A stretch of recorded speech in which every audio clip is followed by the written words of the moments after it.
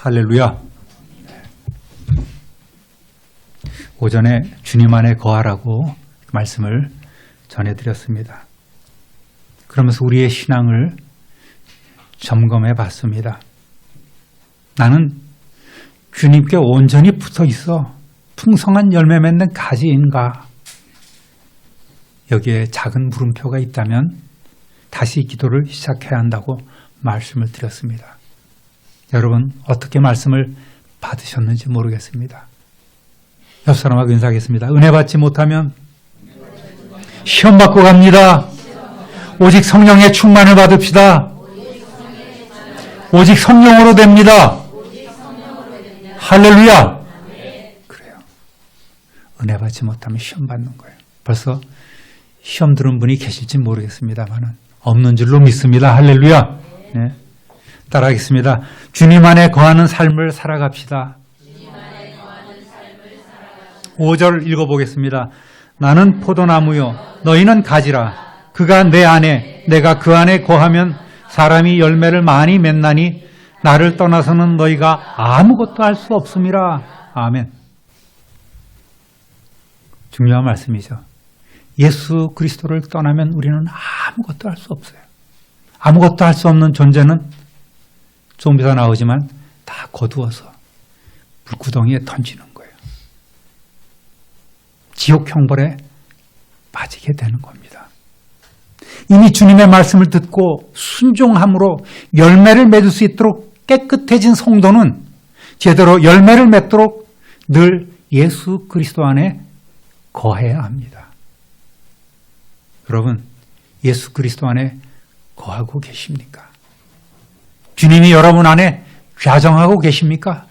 정말 주님이 주님 되게 여러분 그렇게 범사에 인정하며 살아가고 계십니까? 이러한 질문을 우리는 끊임없이 해야 되는 거예요. 성경에도 수많은 기도의 사람들이 나오죠. 그러나 때로는 그들이 실패하고 넘어질 경우가 있습니다. 왜 그럴까요? 나는 하나님의 사람이고 나는 하나님의 일을 하는 사람이기 때문에 그가 기도 없이 결정하는 일들이 있는 거예요. 모세가 그랬고 여호수아가 그랬고 다윗이 그러합니다.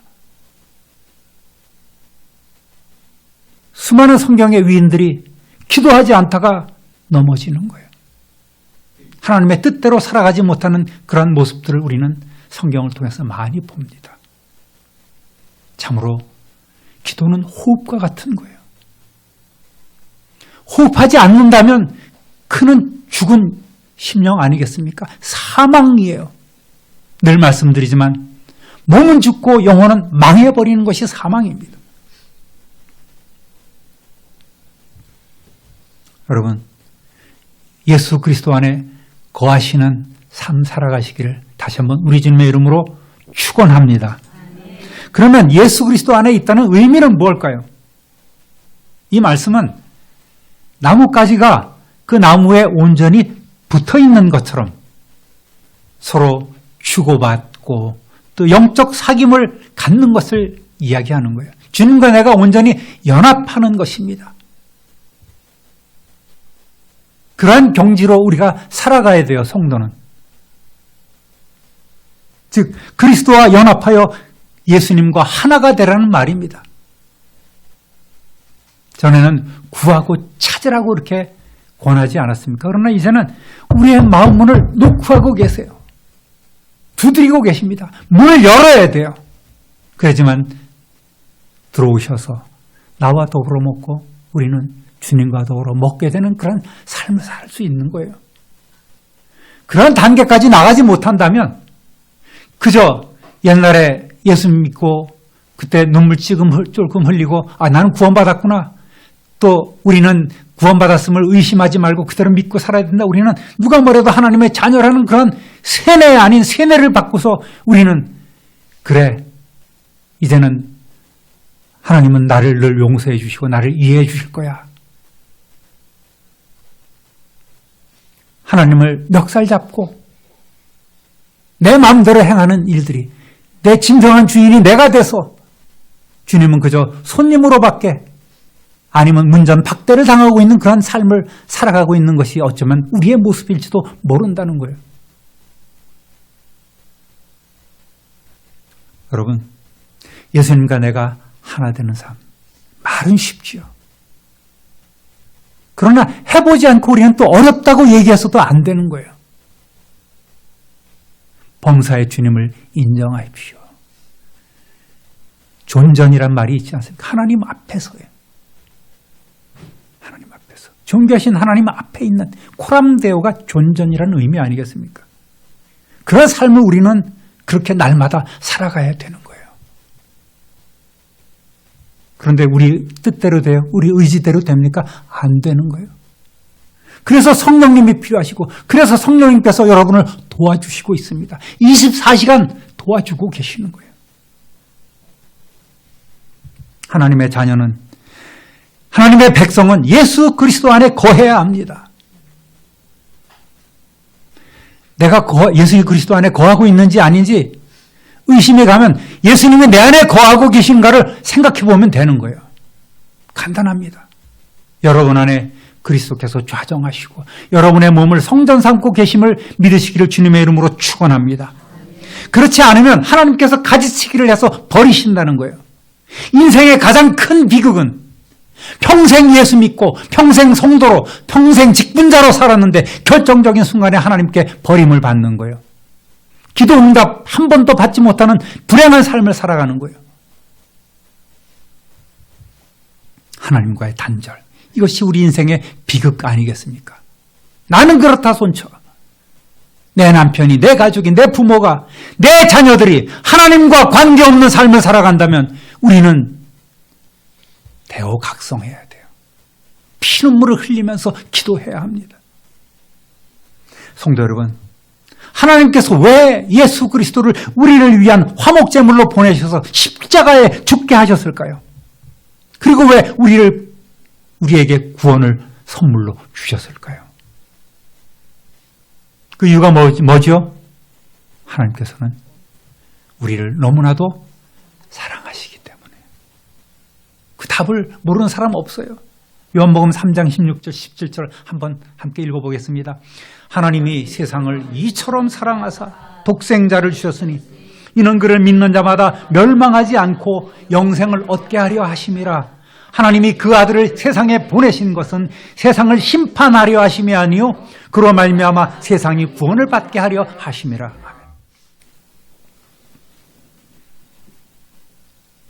아침에도 그런 얘기를 했지만은 여러분, 하나님께서 가지치기를 하시는 이유가 뭡니까? 가지치기를 해서 불구덩이에 넣으려고 심판이 목적이 사실은 아닌 거예요. 뭐예요? 우리로 하여금 구원을 받게 하시려고 이러한 경고의 말씀도 넣어주시는 거예요. 사실은 그것이 하나님의 본뜻 아니겠습니까? 여러분, 하나님께서 우리를 사랑하셔서 구원을 선물로 주신 이유는 명쾌합니다. 그건 뭐예요? 첫사랑을 회복해 하기 위해서. 여러분, 하나님께서 왜 인간을 만드셨는가를 먼저 생각해 보십시오. 아담을 부려먹기 위해서 너 에덴동산 잘 가꾸고 정원도 잘 관리하고 동물도 짐승도 잘 키우고 잘 관리해. 그건 두 번째예요. 세 번째입니다. 첫 번째 목적이 뭐예요? 우리와 교제하시려고. 우리와 데이트하시려고. 대화 나누고. 그래서 하나님의 형상을 담게 하시고 거룩함을 우리에게 부여해 주시고 우리와 함께 하기 위해서 하나님께서는 인간을 만드신 거예요.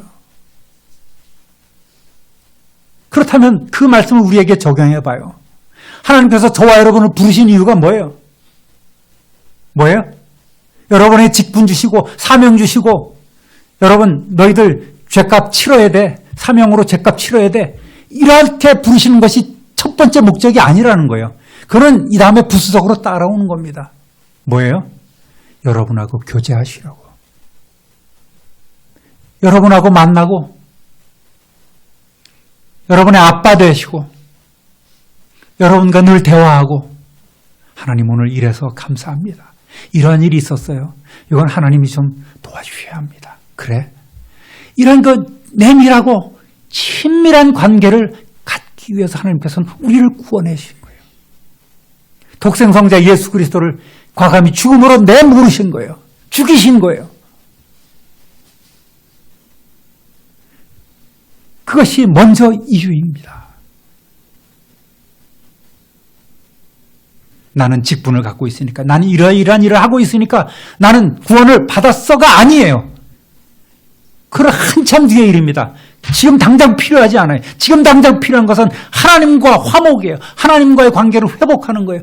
거룩하신 하나님 앞에 나아가기 위해서는 우리는 거룩해져야 합니다. 그 거룩한 길을 예수 그리스도를 통해서 알려주셨고, 길을 열어주셨고, 예수 그리스도에게 접붙여 주셨고, 예수 그리스도를 통해서 그 생명의 진액을 우리가 받아먹고 살아가고 열매를 맺도록 하나님께서는 그렇게 인도해 주셨다는 거죠. 여러분이 얼마나 큰 충성을 해요? 얼마나 큰 헌신을 하고 있습니까?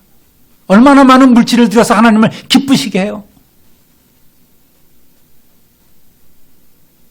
오늘 여러분이 오전에도 물질을 드리고 오후에도 예물을 주님께 드리지 않습니까? 하나님께서 너 얼마 있니? 이렇게 물으지 않으실 거예요. 뭐라고 물으세요? 너나 사랑하니? 그거예요. 너나 사랑하고 있니? 그래서 예물을 가져왔구나. 우리는 하나님의 사랑함으로 예물을 드립니까? 진정한 감사함으로 하나님 앞에 예물을 드립니까? 하나님, 저 봐주세요. 이 정도 제가 하고 있습니다. 잘했지요? 그게 앞에 내세울 이유는 아니에요. 예물 드릴 때마다 제가 하나님을 사랑합니다. 예수님이, 주님이, 하나님이 너나 사랑하고 있니? 그렇게 되물으시는 거예요. 여러분, 하나님은 우리를 사랑하십니다.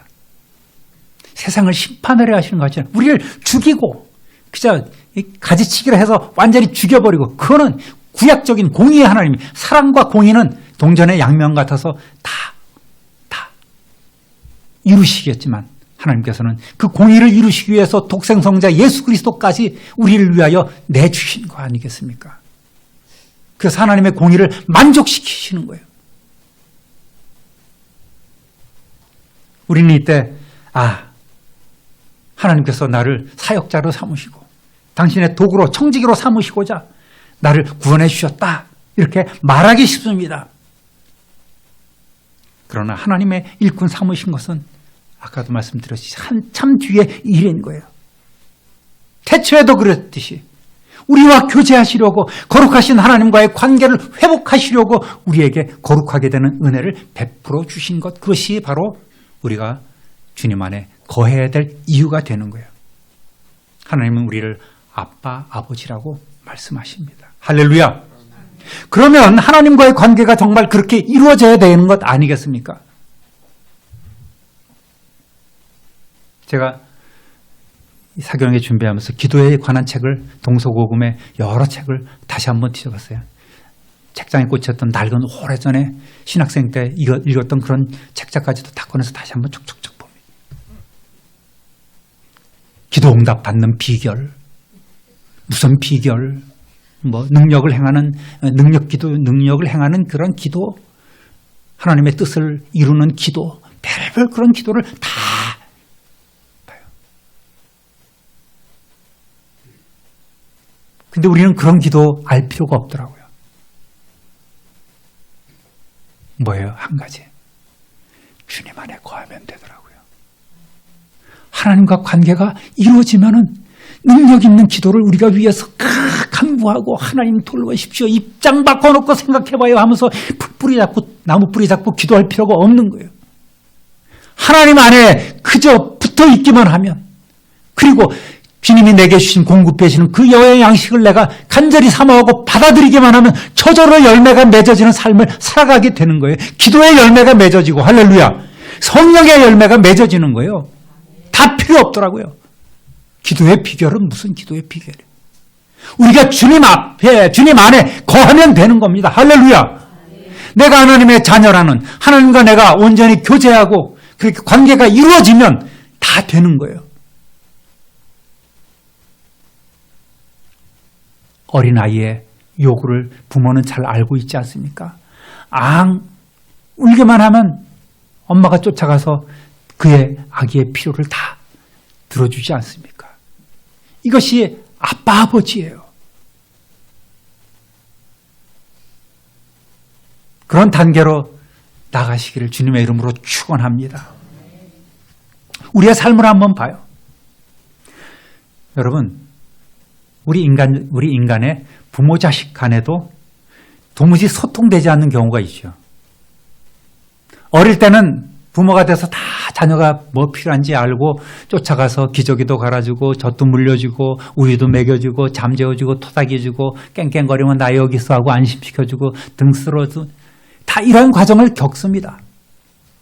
부모는 다 그래요. 그렇지 않는 사람도 있긴 하지만 그것이 부모의 마음입니다. 그것이 하나님께서 부모에게 주신 사랑의 능력이에요. 사랑의 권세입니다. 그런데 어때요?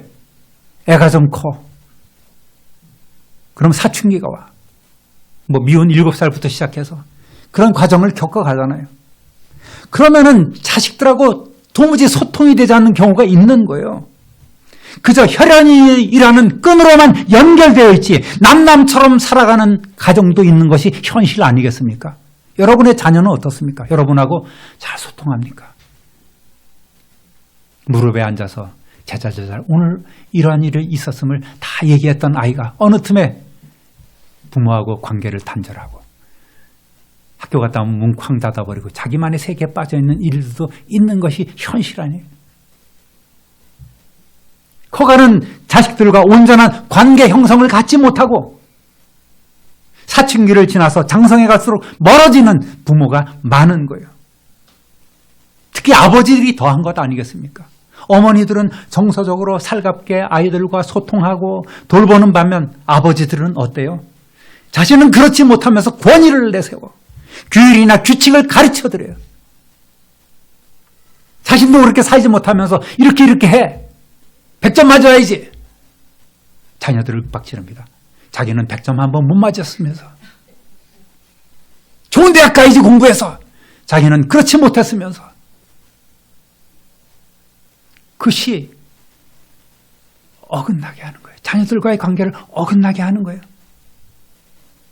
그러나 하나님은 이러한 인간 아버지와는 달라요. 인간 부모와는 다릅니다. 하나님은 사랑 그 자체이신 거예요. 우리가 돌아오기까지 충분한 기회를 주시고 오래 참고 기다리십니다. 할렐루야.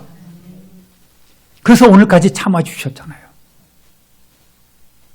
오늘까지 기다리고 계시잖아요. 열매 없다고 무조건 가지치기를 하신다면 제대로 붙어있을 가지는 드물 거예요. 또 우리가 주님께 붙어있어도 바람 불죠. 비바람 치잖아요. 때로는 잎을 다 떨굴 때도 있는 거예요. 그러지만 새롭게 솟아나는 거예요. 비가 오지 않아서 가물어 메마를 때도 있는 거예요. 그것이 인생이에요. 그럼에도 불구하고 여러분, 농부 대신 하나님께서 우리를 관리해 주신다고 하잖아요. 그러면 우리는 뭐예요? 뭐 먹을까, 뭐 입을까, 뭐 마실까 걱정 근심하지 않아도 그저 우리는 그냥 주님만 붙잡고 주님 도와주세요 하면은 하나님께서 알아서 해주신다고 약속해 주셨잖아요. 근데 왜 우리는 그렇게 의심이 많은 거예요? 여러분, 누가복음 15장에 돌아온 탕자의 비유가 있죠. 잘 아실 거예요. 거기 보면 아버지 하나님은 어떻습니까? 세상에 나가버린 자식을 끊어내지 못하고 끊어내지 않으시고 오래 참고 기다리시는 거예요. 그래서 깨닫고 돌아온 둘째 아들에게 다시금 아들, 상속자의 지위를 주시지 않습니까? 오늘 하나님 아버지의 심정이 그런 거예요. 우리가 교회 다니면서 성도라고 직분자라고 얘기하지만은 사실은 우리도 탕자일지도 모르는 거예요. 내면적으로는 하나님과 끊어진, 하나님과 단절된, 기도의 끈을 갖지 못하고 잊지 못하는 그런 우리는 단절된 꺾어진 가지와 같은 존재인지도 모릅니다. 둘째 아들만 탕자입니까? 맏아들도 탕자인 거예요. 왜요? 그는 동생이 돌아오는 것을 싫어했습니다. 맏아들은 참으로 건실했지요. 모범적이고 이성적인 사람입니다. 아버지의 명을 하나라도 흐트림없이 그는 잘 준행하는 모범적인 사람이었습니다. 그런데 일하고 돌아오다가 집에서 때 아닌 잔치가 벌어지게 된 그 자초지종을 알게 된 그는 결코 아버지의 유산을 창녀들과 함께 삼켜버린 그 동생의 일을 용납할 수 없었던 거예요. 하나님은 용서하시는데 우리는 용서하지 못합니다. 그런 독한 눈을 가지고 나만의 율법의 눈을 가지고 오늘도 세상을 바라보고 이웃을 판단하는 우리의 모습인 거예요. 더구나 아들을 씻기고 입혀주고 반지를 끼워주면서 환대하는 그 아버지의 모습이 도무지 납득이 되지 않는 거예요. 그래서 마음에 뭐가 오르니까 분노하는 거예요. 집에 들어가지 않았어요. 그러니까 집 나간 놈이나 집에 들어가지 않는 놈이나 다 똑같이 바깥에서 거하는 거예요. 놈이라고 해서 참 표현하면 죄송하십니다. 그럼에도 불구하고 인자하신 하나님은 그 아버지가 또 맞으러 나가서 그 맞이에게 들어가자 권하면서 그 맞이의 마음도 품어주고 풀어주지 않습니까? 그것이 아버지의 마음이죠. 여러분, 어쩌면 이 먼저 믿는 우리의 모습이 바로 이 아들의 모습이 아닌가요? 먼저 믿은 또한 직분을 가진 우리가 맏아들 같은 집안의 탕자요, 교회 안의 탕자가 아니냔 말입니다. 겉모습은 열심히 하는 것 같고 어떤 때는 맏아들처럼 듬직하게 일하는 것 같아도 마음에는 늘 비교의식이 있고 남을 판단하고 정죄하는 마음이 가득 차고 마지못해서 의무감으로 주님의 일을 하는 것은 아니냔 말입니다. 이 역시 하나님과의 소통의 부재인 거예요. 하나님과 소통이 이루어지고 하나님과 온전한 교제가 이루어진다면, 주님께 온전히 붙어 있다면 이러한 마음이 생길 리가 없습니다. 남을 정죄하고 남을 판단하고 남에게 손가락질할 그럴 필요가 없어요. 남을 용납하고 너그럽게 품어줘야 할 준비가 아직 되어 있지 않는다면 우리는 맏아들과 다를 바가 없는 거예요.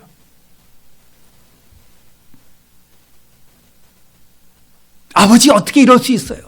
소리칠 네 놈의 자식 여기가 어디라고 기어들어와. 동생을 윽박지르고 나가 하면서 내쫓을 수도 있는 거예요. 왜? 맏아들 상속자이기 때문에. 여러분, 세상 부모와 다르신 그 하나님을 만나는 저와 여러분 되시기를 우리 주님의 이름으로 축원합니다. 그 아버지는 세상 아버지와 달라요. 세상 부모와 다른 사랑 그 자체이신 아버지십니다. 그분이 우리와 교제하기를 원하시는 거예요. 그분이 우리와 관계를 회복하고 우리와 화목하기를 원하고 계시는 거예요. 자기 아들을 주시기까지.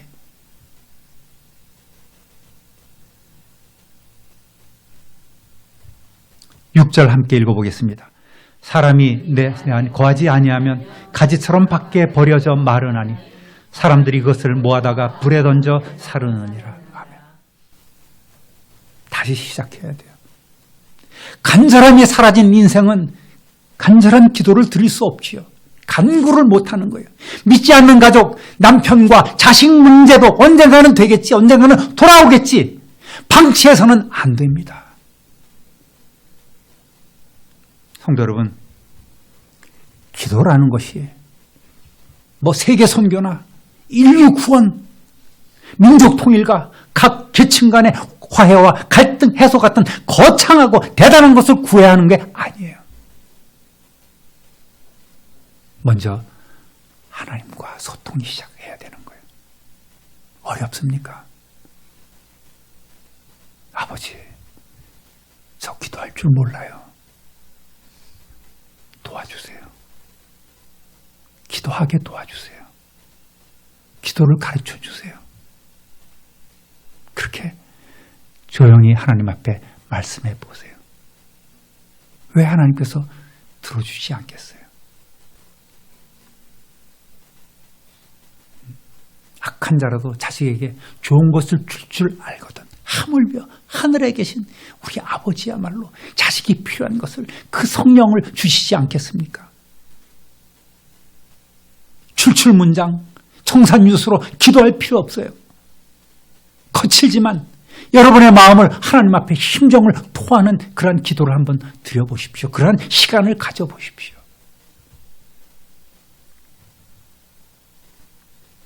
여러분, 먼저 시작해야 될 기도는 내가 하나님의 자녀로서 내 가치를 되찾는 거예요. 내 위상을 회복하는 것입니다. 그리고 가족 구원을 이루고 일용할 양식을 구하는 일부터 시작하면 되는 거예요. 기도가 어렵습니까? 너무 쉬워서 안 하는 겁니까? 언제라도 할 수 있기 때문에 기도 안 하시는 거예요. 저는 늘 수시로 기도합니다. 언제 어디서라도 저는 기도합니다. 거짓말하지 마세요. 거짓말입니다, 여러분. 시간을 구별하고 장소를 구별하지 않으면 참된 기도를 우리는 할 수 없어요. 하나님과 그 영적인 교제를 친밀함을 우리는 나눌 수 없는 거예요. 여러분, 이렇게 완악한 시대에 변하지 않는 고집불통의 남편과 자식들을 보면서 기도하지 않는다면 그 마음은 이미 주님과 멀어져 있는 거예요. 주님과 연결되어 있지 않은 겁니다. 끊어진 거예요. 믿지 않다가 지옥불에 던져질 그 자식들을 볼 때 답답함에 가슴을 치면서 안타까움에 눈물을 흘리는 그런 부모가 되기를 주님의 이름으로 축원합니다. 심각한 거예요. 내가 이렇게 기도하고 있는데 언젠가는 돌아오겠지. 누가 장담합니까? 내 믿음으로 내가 죽으면 우리 가족들도 내 발목 잡고 다 올라갑니까? 천국으로. 유머나 존재하는 거예요. 유머 속에나 존재하는 것 아니겠습니까? 여러분, 심각하게 말씀을 받아들이시기 바랍니다. 하나님께 나아가는 구원의 길 되시는 예수님은 기도의 삶을 사셨잖아요. 때로 눈물을 흘리며 기도했습니다. 한적한 곳에 나가서 사람을 피해서 하나님과의 교제 시간을 갖는 거예요. 땀이 땅에 떨어지는 핏방울이 되도록 기도하시는 거예요. 그 사명의 쓴잔을 피하기 위해서 하나님께 기도했던 예수님 아닙니까? 사람 예수인 거예요. 육신으로 오신 전능하신 하나님이셨음에도 불구하고 늘 기도에 힘쓰셨고 마침내 그 기도로 우리를 위한 구원 사역을 완성하셨습니다. 할렐루야. 그런 예수님이 기도하셨는데 여러분은 무엇 때문에 기도를 안 하시는 거예요? 뭘 믿고 기도 안 하십니까?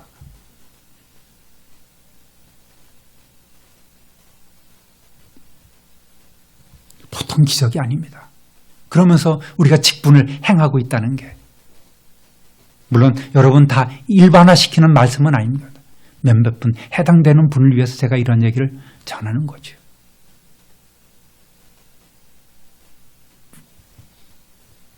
여러분, 이러한 예수님의 기도로 준비하셨고 기도로 승리하신 그 예수님의 기도에 대해서 우리의 기도는 너무너무나 초라한 거예요. 기도라고도 할 수 없어요. 보잘것 없어요. 기도도 아닌 것이, 녹두리도 아닌 것이 그나마 5분이면 미천이 드러나서 벌떡벌떡 일어나고 마는 거예요. 기도가 우리에게 고통이나 문제를 가져다 주는 것이 아님에도 불구하고 우리는 기도를 너무나 멀리하고 있어요. 기도를 소홀히 하고 있습니다. 여러분, 기도하는 시간이 그렇게 고통스럽습니까? 힘듭니까? 찬송은 내 기도하는 그 시간 그때가 가장 귀하다. 정말 귀합니까? 그렇게 귀하고 그렇게 좋고 그렇게 즐겁고 그렇게 놀라우면 왜 기도를 안 하시는 거예요? 역시 이것 또한 찬송을 통해서 하나님의 마음을 아프게 하는 죄를 쌓아가고 있는 거예요. 전에도 한번 말씀드렸지만 미국에 지금은 돌아가셨죠. 우리 큰형님은 내게 있는 모든 것을 주를 위해 바치네, 아낌없이 바치네, 이 찬송 평생 동안 부르지 않았습니다. 왜? 거짓말하면서 부른다고요.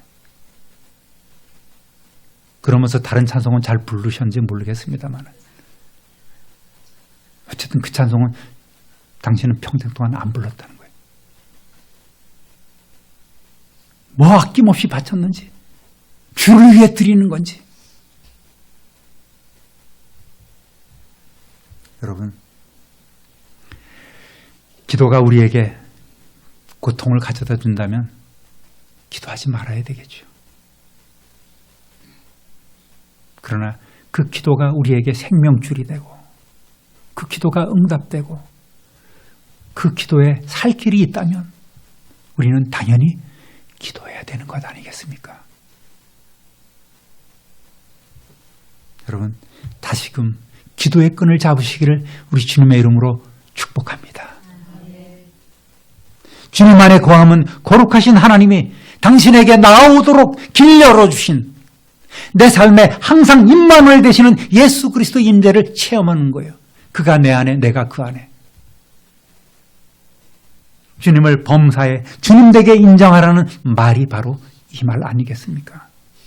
바로 이 기초 위에서 그리스도 안에서 구속함을 받은 모든 그리스도인들은 이제는 거기에 합당한 열매를 맺어야 합니다. 사랑하는 우리 성도 여러분, 한 번 또 묻습니다. 여러분은 지금 그리스도 안에 계십니까? 계십니까? 할렐루야! 확신하셔야 돼요. 그리고 그 확신을 확증해야 됩니다. 우리의 삶을 통해서 확증해 가야 돼요. 증명해 보라는 얘기입니다. 우리는 어둠 권세에 너무나도 쉽게 속아 넘어가요. 이 정도면 됐지. 이 정도면 괜찮은 거라고. 남들도 다 그렇다고 적당히 타협하려 합니다. 거기에 속아 넘어가지 마십시오. 진실된 열매를 맺을 수 없어요. 그러면 부실한 열매, 불에 탈 쭉정이만을 거두게 되는 거예요. 예수 안에 걸 때 우리는 다음과 같은 복을 받게 됩니다. 따라합니다. 열매를 맺게 됩니다. 참포도나무의 원줄기에 붙어있는 가지만이 그 나무로부터 자양분을 받고 풍성한 열매를 맺을 수 있듯이 우리도 예수님과 하나 된 생활을 해야만 열매를 맺을 수 있습니다. 아무리 좋은 포도나무 가지일지라도 그 포도나무에 그 가지가 붙어있지 않으면 열매를 맺을 수 없어요. 예수님과의 관계가 단절되거나 사귐이 끊어진 성도는 하나님께서 원하시는 열매를 맺을 수 없음을 우리는 알아야 합니다. 이제는 다 알고 계실 거예요. 이와 같이 우리가 그리스도와 연합해서 그리스도와 교제한다면 주님이 주시는 신비한 능력을 체험할 수 있어요. 기도의 깊은 단계까지 우리는 도달할 수 있습니다. 열매를 맺는 비결은 비결하는데 아무것도 아니라 했죠. 예수님 안에 있는 거예요. 예수님이 여러분 안에 거하시는 거예요. 이것이 모든 소통이요 기도의 완성이 되는 것입니다. 그냥 몸부림쳐서 기도 안 해도 정말 여러분이 확실하게 붙어 있다면 여러분의 작은 신음에도 하나님은 응답해 주십니다. 할렐루야. 여러분, 열매 맺는 방법은 바로 그리스도 안에 있는 것. 언제 어디서나 예수님과 항상 동행하는 삶을 살아가는 성도의 그 풍성한 열매를 맺어가시는 저와 여러분 되시기를 우리 주님의 이름으로 축원합니다. 가장 큰 열매는 무엇이겠습니까? 기도하는 이의 가장 큰 열매 뭐예요? 기도 응답이에요. 기도 응답. 7절을 함께 읽어보겠습니다. 너희가 내 안에 거하고 내 말이 너희 안에 거하면 무엇이든지 원하는 대로 구하라. 그리하면 이루리라. 아멘. 이 말씀은 우리 성도의 삶이 기도하는 삶으로 변화되어야 된다는 거예요. 주님 안에 있으면 우리는 무엇이든지 원하는 대로 기도할 수 있어요. 나의 품은 뜻 주의 뜻 같이 되게 하여 주소서. 주님과 내가 온전히 하나가 될 때 내 품은 뜻이 주님이 원하시는 뜻이 되는 거예요. 내 행하는 일이 주님이 원하시는 일이 되는 거예요. 그것이 주님과 내가 온전히 하나가 되는 삶 아니겠습니까? 여러분, 변화된 관계는 변화된 소통을 가져와요. 변화된 삶을 우리에게 가져다 줍니다. 변화된 관계에서 드리는 기도는 풍성한 열매를 보장해 줍니다. 그러한 변화된 삶을 살아가시기를 우리 주님의 이름으로 축원합니다. 축원합니다 하면 무조건 아멘 하지만 생각해 보시고 아멘 하십시오.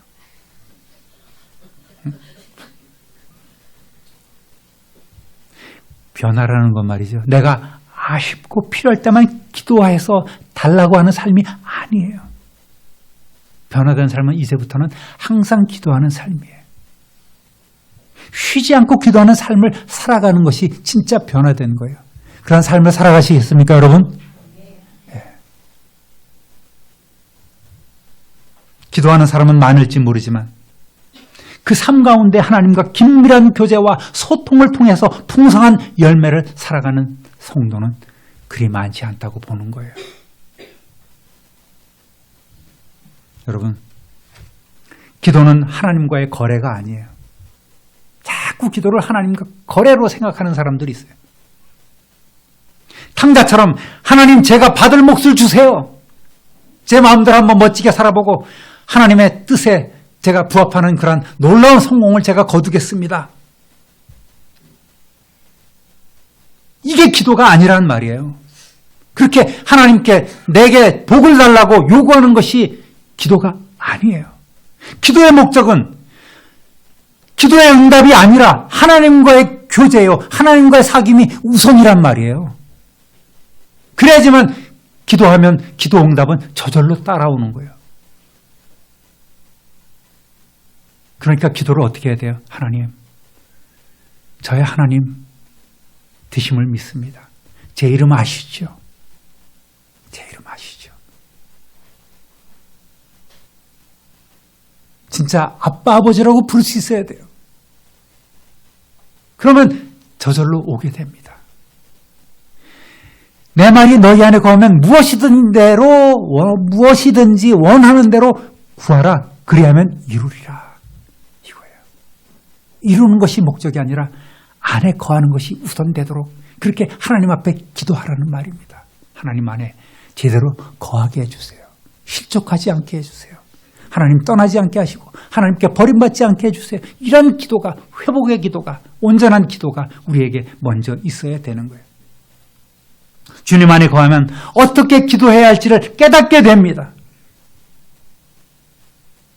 먼저 하나님 앞에 영광 돌리고 찬양을 올려드린 후에 우리는 하나님의 은혜를 체험할 수 있는 거에 비로소 하나님의 뜻을 알게 됩니다. 그래서 그 어렵다는 하나님의 나라와 의를 구하는 기도를 하게 되는 거예요. 먼저라는 얘기지만 먼저 해야 될 건 뭐예요? 다시 한번 강조해 드립니다.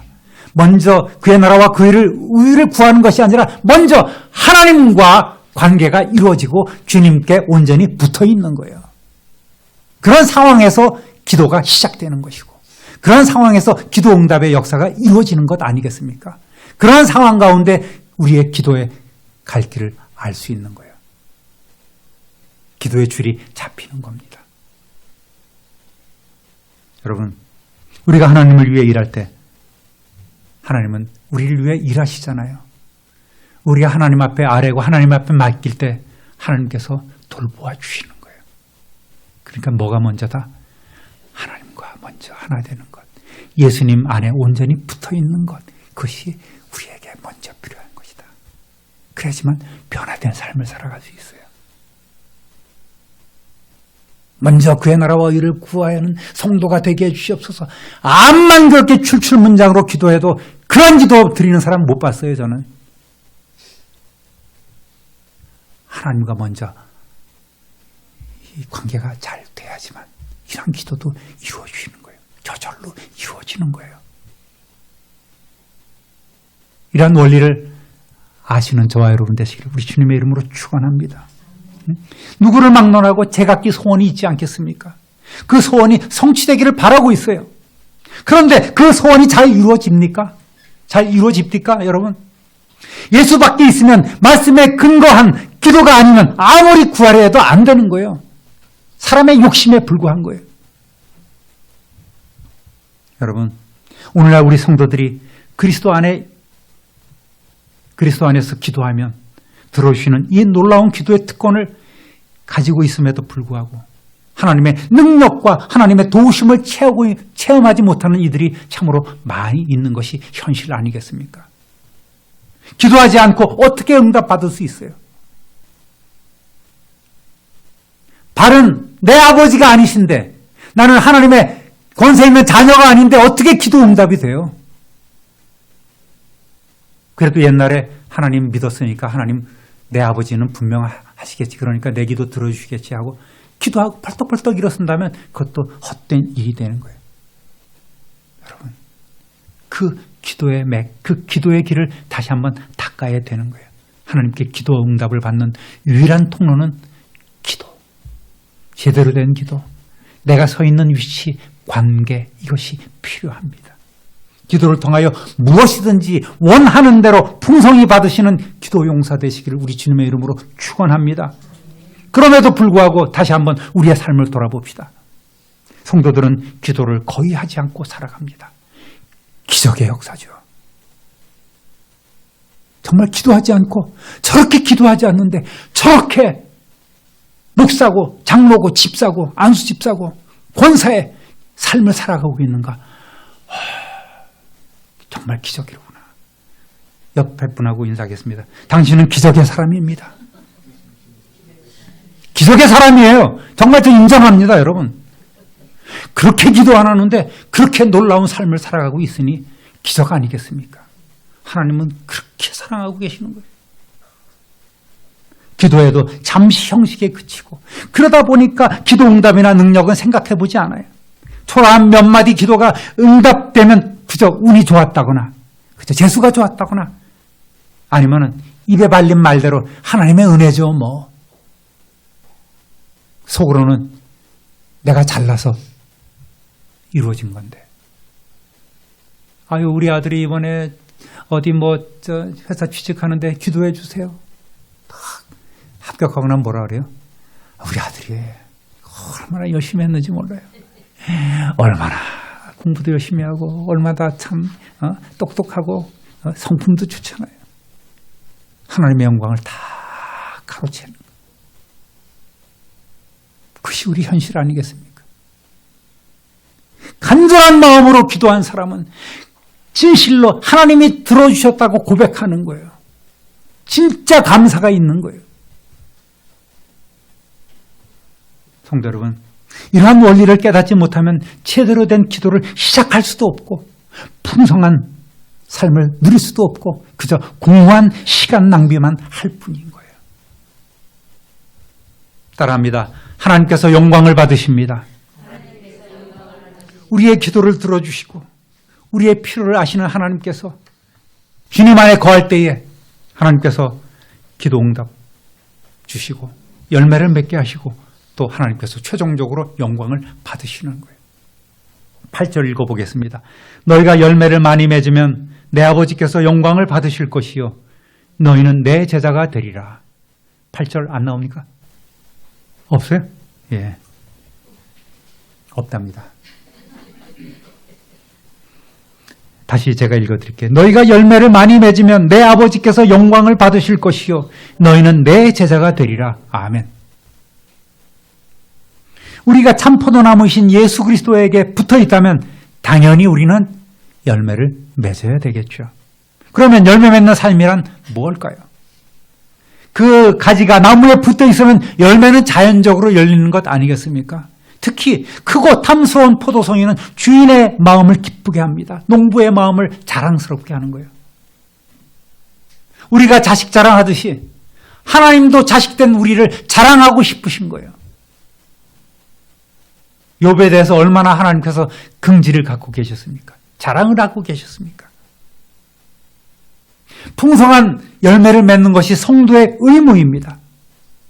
삶의 현장에서 전도, 구령, 헌신, 섬김의 풍성한 열매를 맺는 삶은 농부이신 하나님께 큰 영광을 돌리는 겁니다. 할렐루야!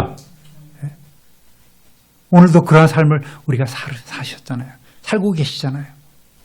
말씀 안에 거하는 성도들은 고린도전서 10장 31절 읽어보겠습니다.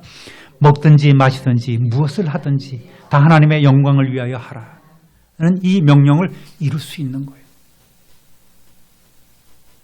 그것이 하나님께서 진실로 원하시는 성도의 삶입니다. 제가 한 것은 아무것도 없어요. 다 하나님께서 해주셨습니다. 하나님의 은혜입니다. 이러한 고백이 진짜 고백인 거예요. 제가 잘나서 제가 가진 것이 있어서 제가 다 이룬 것이고 우리 자식들이 잘된 것도 그들이 똑똑하고 내가 교육을 잘 시켜서 기도 많이 해서 내가 가진 것이 많아서 애들 뒷바라지를 잘해서 하나님의 영광을 가로채지 마십시오. 여러분, 하나님의 영광을 위한다는 건 어렵습니까? 어려운 일이 아닙니다. 역시 쉽습니다. 다시 한번 하나님의 자녀된 우리의 하나님과 우리의 관계를 한번 생각해 봅시다. 자식은 부모님을 공경하고 효도해야 하는 것이 당연한 것 아니겠습니까? 그것이 하나님의 뜻이겠죠. 하나님의 자녀된 우리 역시 하나님께 효도를 해야 돼요. 그것이 하나님께 영광 돌리는 거예요. 하나님을 영화롭게 해야 되는 거예요.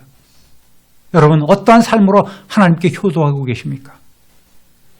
물질로 하나님을 기쁘시게 하고 있습니까? 아니면 어떤 섬김과 봉사로 하나님을 기쁘시게 할 수 있습니까? 아니에요. 여러분의 아버지로 인정하는 거예요. 여러분의 아버지라고, 진짜 아버지라고, 아빠 아버지라고 고백하는 거예요. 내가 한 모든 것은 아버지의 은혜였고 아버지의 돌보심이라고 이렇게 고백하는 거예요. 그렇게 올려드리는 거예요. 이것이 효도인 줄로 믿습니다. 그리고 하나님의 뜻에 순종하는 거예요. 여러분, 그것이 하나님께 영광을 돌리는 거예요.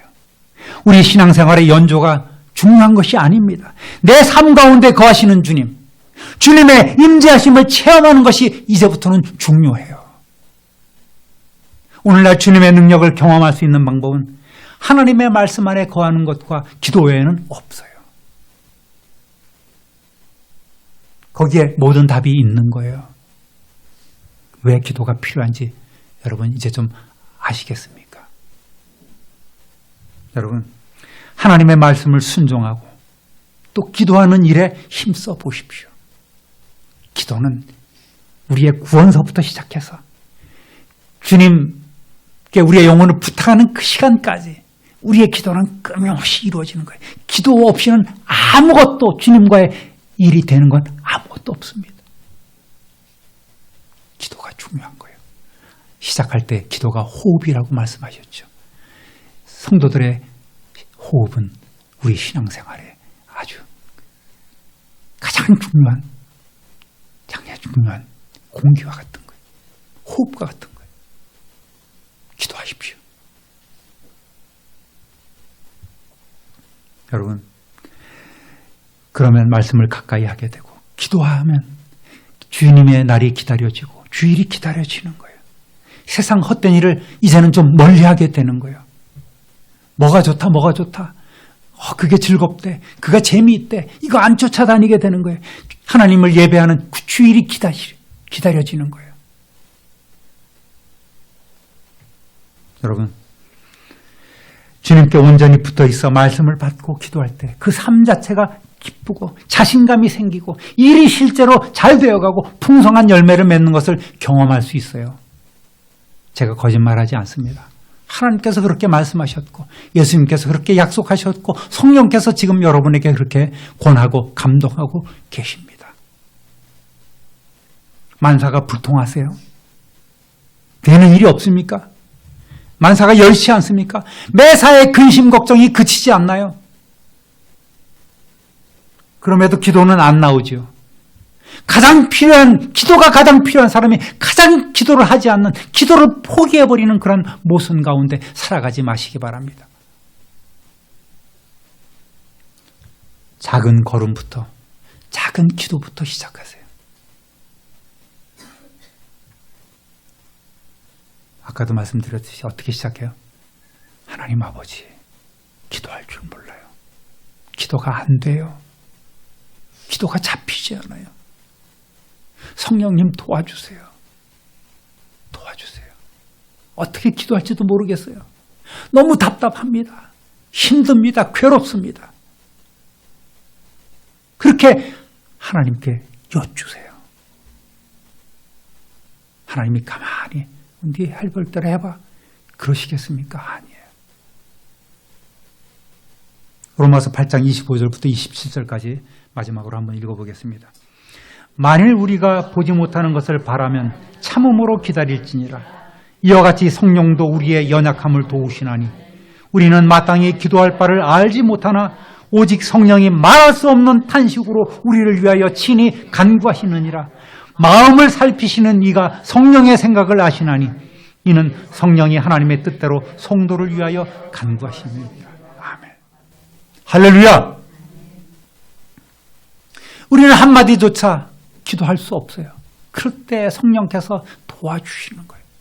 말할 수 없는 탄식함으로. 여러분, 때로 성령께서 흐느끼시는 거예요. 너무너무나 답답하고 안타까워서. 그 성령의 흐느끼심을 한번 들어보시겠습니까, 여러분? 성령님 도와주세요.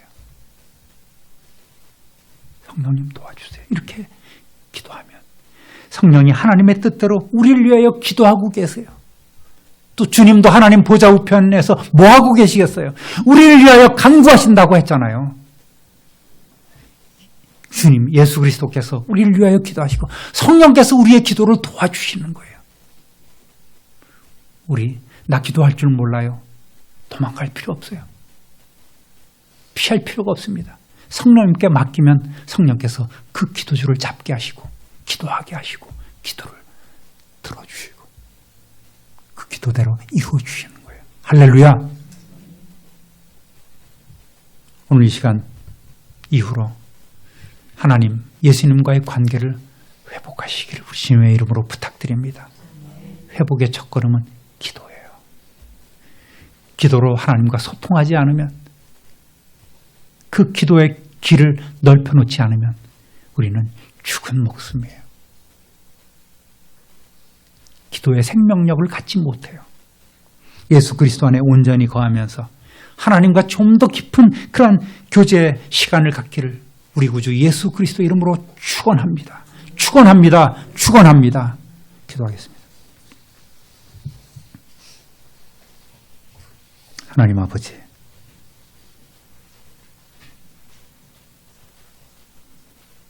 많은 말을 쏟아놓지만 진짜 우리가 하나님과 온전한 관계를 회복했는가를 먼저 생각해보는 시간 되게 주시옵소서.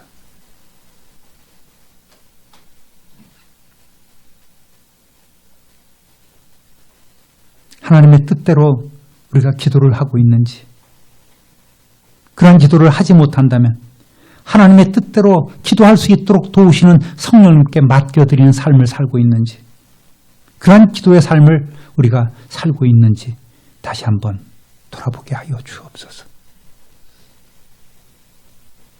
죽은 기도, 헛된 기도, 위선적인 기도, 가증스러운 기도하지 않게 하시고, 아버지, 그 한마디 가운데 우리의 인생의 고백과 우리의 안타까움과 우리의 절규와 우리의 신임이 담겨있는 기도를 하게 하시고 그래서 응답하시는 주님을 만나는 일들이 우리에게 있기를 소원합니다. 기도를 잃어버린 이들이 기도를 새롭게 시작하게 하여 주옵소서. 기도하지 않고는 이룰 수 있는 것이 아무것도 없다는 이 현실을 바로 보게 하여 주시고 기도하게 하여 주옵소서. 이 시간 우리 통성으로 한번 아버지 한번 크게 부르신 후에 하나님 제 기도를 들어주십시오. 제 이름을 기억해 주십시오. 다시 기도를 시작하기를 원합니다. 어떻게 기도할지 모르지만 성령께서 저의 기도를 응답해 주시기를, 기도를 이루어 주시기를, 기도의 길을 안내해 주시기를, 또 저를 위하여 간구해 주시기를 간절히 소원합니다. 우리 큰 소리는 아니더라도 소리 내어서 이 시간 아버지 한번 부르신 후에 기도하겠습니다. 아버지, 아버지,